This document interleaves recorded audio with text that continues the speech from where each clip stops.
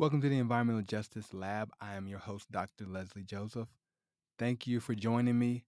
And there's a topic that I've been avoiding and trying to pretend like I don't want to talk about, pretend like it's not really that important, that it's something happening far away and it's not a concern for me over here. I got domestic issues to address and I keep trying to think of other things to talk about, but I just can't get away from this topic that's been on my mind for a very long time, but continues to be in the news and on social media and everywhere.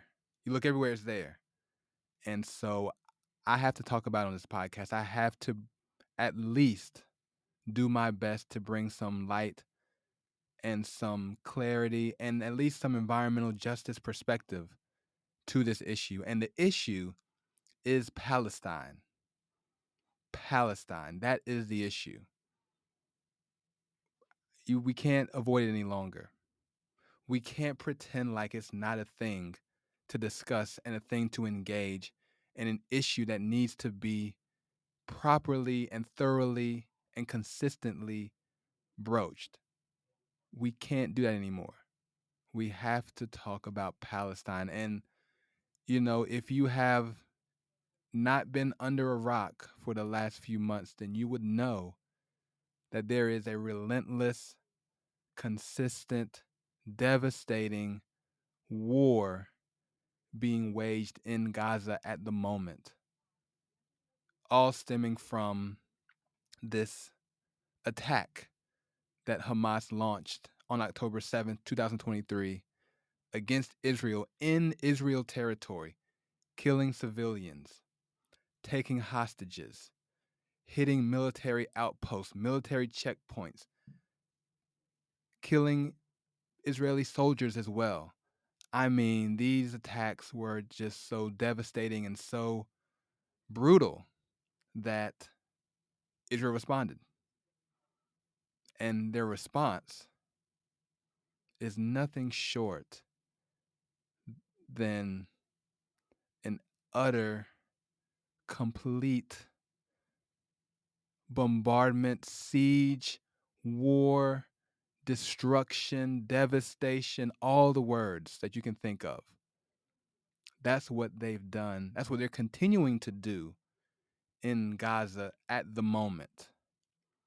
And so that dynamic is in the news, and it's been in the news for a few months now. I saw the other day where a U.S. Air Force serviceman set himself on fire in front of the Israeli embassy in Washington, D.C., here in America, because of how he felt about what Israel was doing in the war. And so this thing is just getting out of control and it's just ridiculous. And look, I don't know. A lot of people try to pick sides, it's Israel versus Palestine, it's Israel versus Hamas, it's Israel versus, that Arab world. And there's a lot of discussion about that. And I'm not going to get into the politics personally. I wish I knew more about them. Um, I wish I could really speak more intelligently about the dynamics of the situation. And I have some friends that are helping me with that, sending me resources and sending me videos. And as soon as I watch them and learn more, I'll be able to say more. But I will say this. This is where I'm standing at the moment. We need a ceasefire right now. Right now. There's no way around it. Tens of thousands of civilians are dying. There's no food. There's no clean water. There's no place to live, no shelter. There's no medicine. There's no fuel. There's no internet, no communications. There is no life in Gaza at the moment. With the way that this war is being conducted, We're seeing the unequivocal extermination of a whole group of people right in front of us. And we can't allow that to continue. We need a permanent, sustained ceasefire, and we need to get food and aid into the Gaza Strip. And we need to make sure that people who are sick, people who are injured, people who are children and babies can have something to eat, can take the right medicine, can do the things that a normal person would do to sustain their lives, go back to their homes and sleep in a bed and not on the ground with a tent that won't protect you from anything. That's what we need. And that's where I stand. And so I know there's lots of strong feelings about what Israel's doing and why they have the right to do it in some people's minds. You know what? Humanity takes precedent over all of that. You have your objectives, you have your military campaign that you've drawn up. That's fine. But when it starts killing thousands and thousands and thousands and thousands of civilians, then you need a new strategy. You need to do something different because this is not it. And this is not what we're going to stand for. We can't continue to allow it to happen. So I'm standing firmly on the ceasefire now side of the discussion. You can tell me why I shouldn't and what I don't know and why I'm naive. That's fine. When I see civilians, women, children, babies, college students murdered and killed and bombed, when I see hospitals, places of worship, UN schools, not just any schools, United Nations schools, United Nations facilities, United Nations aid workers dying because of what's happening, we got to stop. We have to stop. Medical staff, nurses, doctors being killed, we got to stop. Relief aid workers, humanitarian aid groups don't feel safe delivering aid to people who need it, who are desperate. We need to stop. And so I don't know how long this series of discussions about Palestine will go. And I'm not going to debate the political situations, what needs to happen, how they can resolve the conflict. I'm not qualified at all to talk about that. All I can talk about is the environmental injustices that Palestine has continued to endure for decades. I wanted to do this a while ago and I was just nervous and scared and I was unsure how it was going to be received by people listening and I didn't really want to approach the subject, but now there's no choice. There's no choice at all. We have to talk about the environmental injustices that are and have been occurring in Palestine. We just have to talk about it. And you know me. You know what we talk about. We talk about water. Clean water. Is there access to it? Is it available? Is it clean? We talk about sanitation. How do we manage our sanitation? How are people able to go to the restroom? How is that being managed and treated? Is there justice there? We talk about air quality. We talk about food. We talk about all these things because this is the kind of environment we want to live in. And when that is disproportionately not the case, we have to talk about it and understand why and understand what could be done to address those issues. We have to talk about it. We have to talk about it. And so I hope you stay with me. I hope you are also educating yourself as well. Talk to some people. Don't just look at people's social media posts and clickbait videos, but actually do some reading, some real education around this topic so we can have a reasonable, somewhat educated discussion about these issues. Now, I'll tell you what I do know. Palestine is currently two separate territories. There's the West Bank, that's next to Jordan, the Jordan River. The West Bank is the west of Jordan River, and the Gaza Strip, which is down by Egypt. And so that's where the Palestinian refugees, families have historically been situated because of what took place to establish the state of Israel. That's a whole nother discussion. I wish I was smart enough to have it with you. I'm not. And so all I can say is those two territories, the West Bank, the Gaza Strip, are currently occupied by the government of Israel, right? So they're not sovereign Palestinian states. They don't have their own systems, their own rights, their own, you know, entities that make up a, an independent country. They live under occupation. And so because of that, the government of Israel is responsible for the welfare of the people living in those territories. That's the point I'm trying to make. Whether you agree or disagree with the occupation, that's fine. But the fact that they're occupying that area means that they're responsible for the health and well being of those residents. And so we always want to make sure that whoever is in charge, whoever is making the decisions, makes the right decisions to help the people who are living there. And so that's where we're going to start. We're going to start with the fact that the people who live in a certain area are not able to make decisions about what their lives are going to be like. That's what it means to be occupied. It means that there's another country, another group of people who are deciding for you what your life will be like, what you get to enjoy, what kind of freedoms you have, what kind of access you have to whatever the resources are that are available. And so when we start talking about when we start talking about environmental justice, we have to make sure we talk about the fact that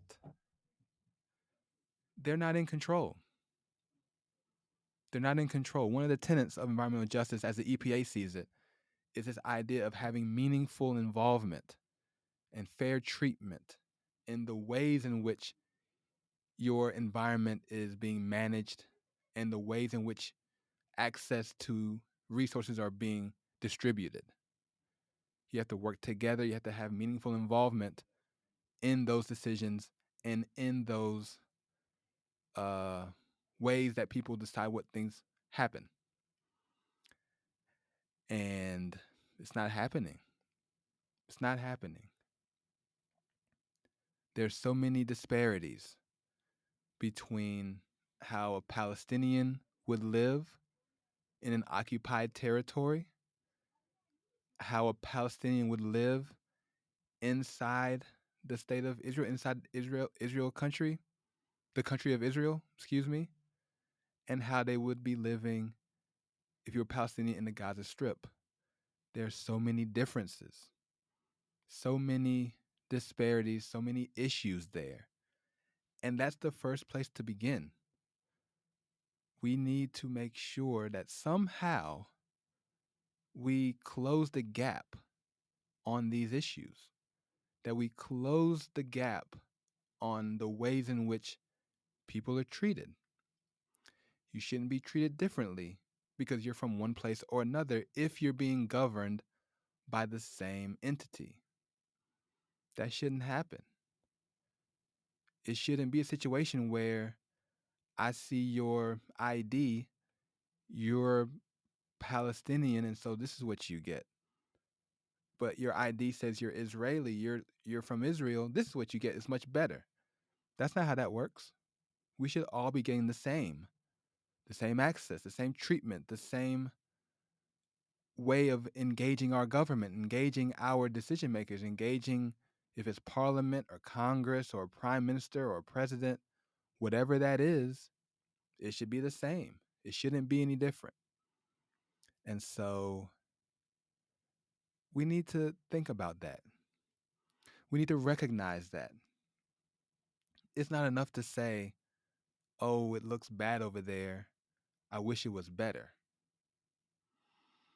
No, what we need to be thinking about is the reality that there won't be environmental justice until there's meaningful involvement, engagement between the people who are living in a place and the people who govern the place to come together and make decisions that are in the best interest of everyone under that government's authority and control. That's what it means, right? I mean, we get so mad in America when we live outside city limits and some council downtown is making decisions about what happens in our neighborhood out here, and we don't get a chance to talk about it, or at least elect the people who are making the decisions. We have no say in the matter. Well, what do you think is happening here? In Palestine, they don't have that either.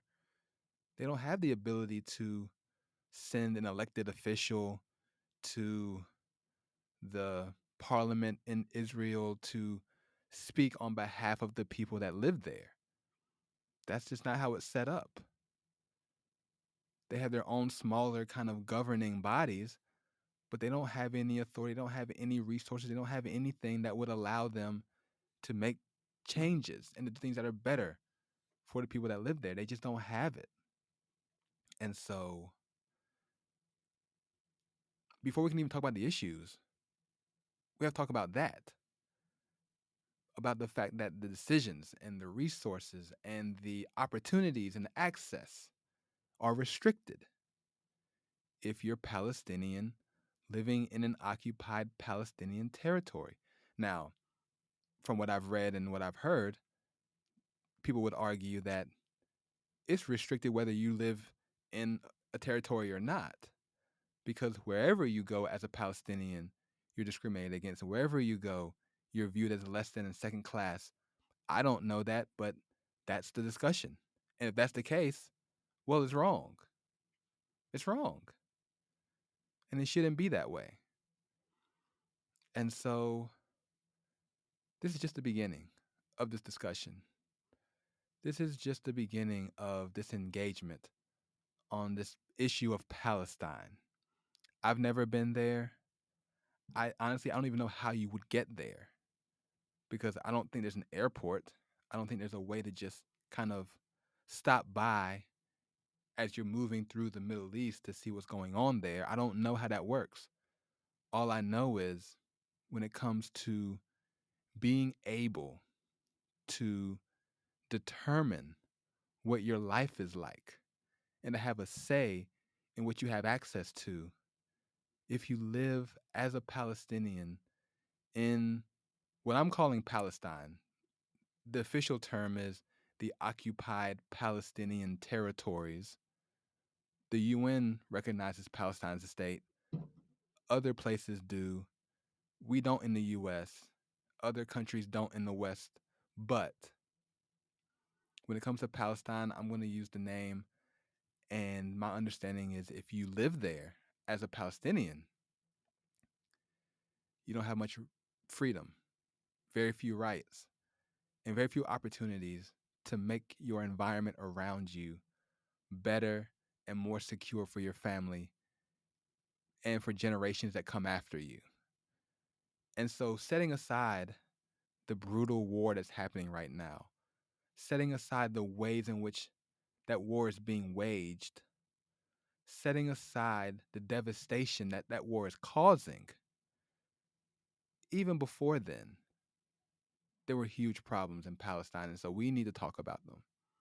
And I'm going to see how often I can come and talk to you about it because when it comes to environmental justice, we need to be fighting for it wherever we see the issues.